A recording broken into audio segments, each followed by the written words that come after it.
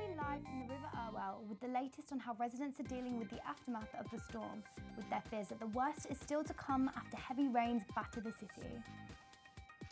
Challenging Salford to go green. Dozens brave the element to plant trees to battle climate change. And I'll have the latest weather forecast. Join me later in the programme.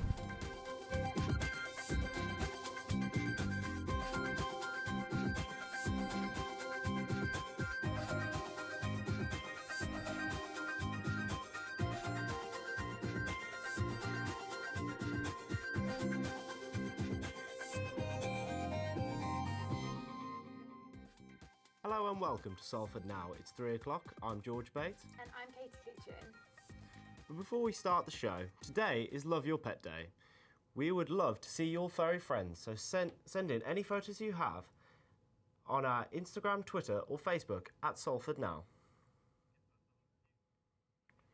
First today, the storms Kira and Dennis might have passed, but Salford citizens are still dealing with the destruction left behind.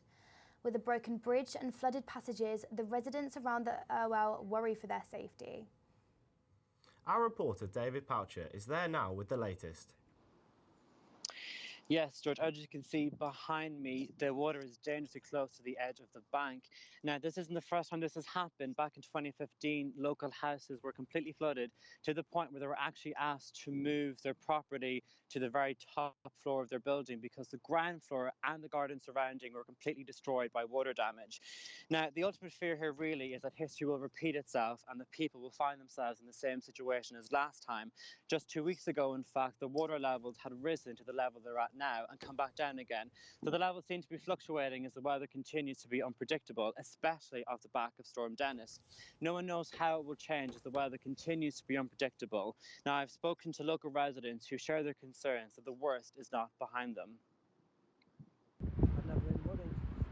When it came over, the houses all around me were flooding. I'm just on the edge of Moor Broughton Road, so it didn't actually get in out my gardens, front and back were flooded, and just before it came in my house, it receded, so I was lucky. Obviously your settees and things, everything that was moved, that could be moved, they moved upstairs for the last flood, and most of them were just left up there. I came down here on Sunday when there was another heavy burst of rain. Quite a few areas across our roads were flooded.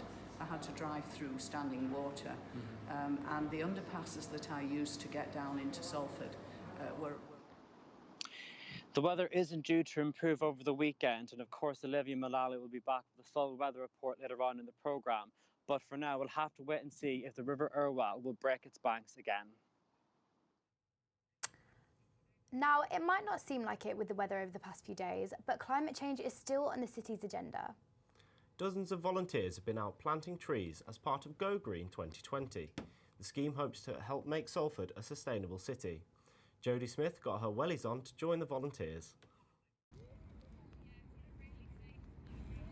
Planting trees for our city's future, Go Green Salford is back for another year, encouraging sustainability among university students and the wider community. Triana started out as a volunteer and now works for City of Trees, helping to create activities like this one. We're extending a woodland buffer that they have along David Lewis playing fields, which are these fields here. There's a lot of work going on around here. There's a new football pitch being put in, and we want to increase the wildlife as well as the recreational ground. The people that have come out today are from every walk of life. So we've got people coming out who are on their lunch breaks, people who are on half term, people who are coming out just because they've retired and they're looking for something active to do. And myself, of course, I'm here on with work, but I wouldn't be anywhere else. This is really fun, to be honest. Yeah. Yeah, well, I was expecting it to not be as fun. I came, because it's like a good thing to do, but it actually has been fun. I came here just like with my parents and family, just to like plant the trees and stuff. Do you like doing this sort of stuff? Do you get involved with this sort of stuff a lot? Yeah, like I used to do it in my school, and now I'm in high school and doing a lot more of it as well. Other events such as hedge laying and fair trade pancake pop-up will continue into early March. Jodie Smith, Salford Now.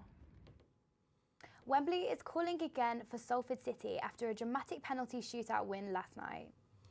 The Ammies beat Newport County to secure a place in the leasing.com final. Manager Graham Alexander is proud of his team. And I thought it was a good, solid away performance against a tough team. And when the quality was needed, I thought his was. Look, for me, if a penalty goes over the line, it's a good penalty, and that's so. You know, we took. Was it 6 good penalties today? I don't know what the score was. 6-5 in the end, was it? But for me as well, Runes, I thought set the standard. You know, I had his name straight down, so he was always going to take one. I suppose we brought him on that stage, but you know, I asked him what number he wanted to go to, because I know he missed the first one in the semi-final. He said he'd take the first one, so that was enough for me. You know, that for me showed the courage to go up there. You won't be surprised to learn of another tower block going up. 23 stories, 211 homes, none considered affordable housing. Danai Tesfaye, our housing correspondent, joins us now. So Danai, what's the controversy? Well, I'm sure we're all used to new tower blocks going up in Salford and in Manchester all the time. This one in particular is a part of New Bailey's. It's supposed to be the new gateway between both of these cities. Developers are usually required by the council to make a number of these homes affordable. However, often this is waived if developers can prove that the scheme would not be commercially viable if the housing is bought to the lower rate. In this case, not only is there no affordable housing, but it's being subsidised by the Salford Council tax. So how does that work? The council has a development trust account, the DTA. It's a pot set aside to allow council to subsidise things it believes that should be built. The council says commercial developments at the New Bailey have contributed to this account lately, but this development will take money out of it. So how much are we talking? Well, the whole New Bailey's development will cost an approximate amount of £650 million.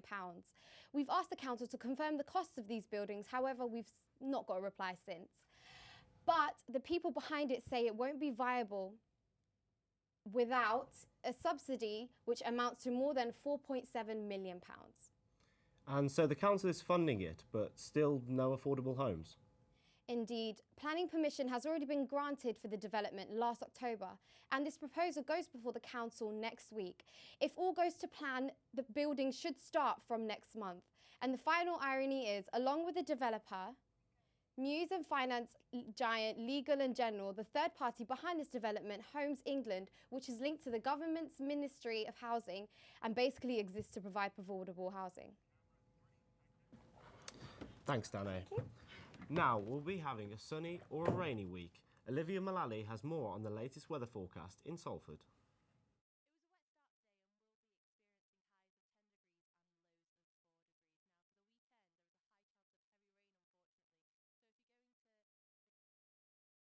It's two.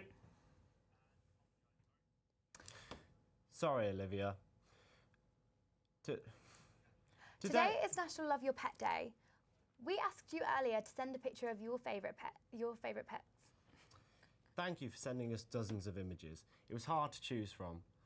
But we've finally chosen Gary, Oliver, Chloe, Marina and Lana's pictures. Natasha's furry best friend, Sunny. Gary's Labrador Rose adopted the new additions to the family. Oliver with one of his best travel buddies. This cat certainly loves the camera. This is from Chloe. You can tell Marina is a hairdresser. She keeps her Yorkshire pampered. Lana sent us the perfect picture of her Jack Russell. Now, the pictures we just showed you only represent a few of the pictures sent in by our viewers. It's clear that the people of Salford love their pets. Do you have any pets, George? I have a terrier cross collie called Socks. She's black with little white paws, and we adopted her from Dogs Trust. Very cute, very cute. That's it for now. Thanks for tuning in. I'm Katie. And I'm George. Keep up with all the latest Salford news on our Instagram, Twitter and Facebook at Salford Now. We'll be back next week. Goodbye. Goodbye.